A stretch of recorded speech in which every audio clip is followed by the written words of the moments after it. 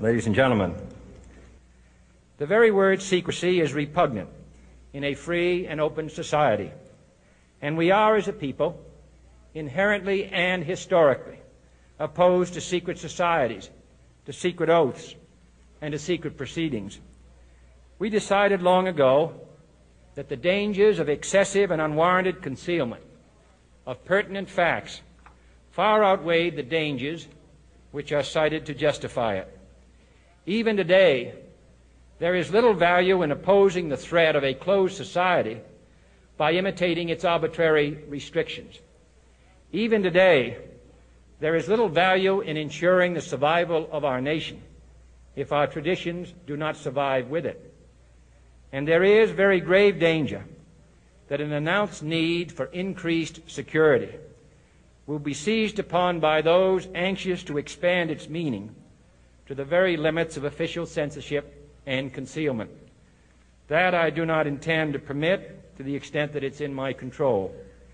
And no official of my administration, whether his rank is high or low, civilian or military, should interpret my words here tonight as an excuse to censor the news, to stifle dissent, to cover up our mistakes, or to withhold from the press and the public the facts they deserve to know.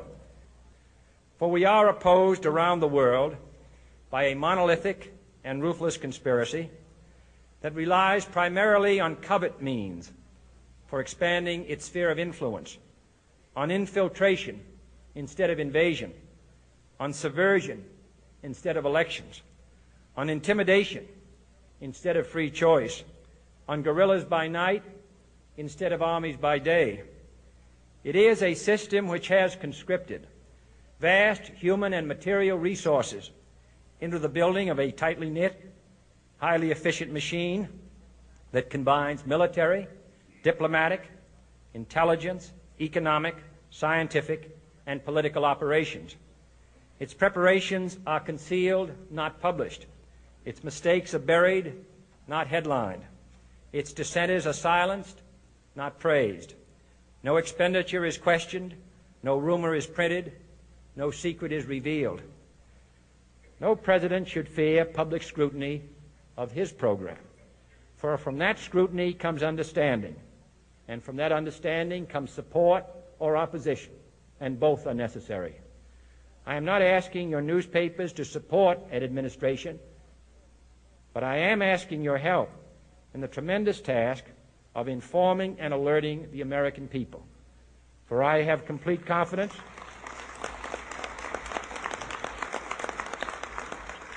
in the response and dedication of our citizens whenever they are fully informed.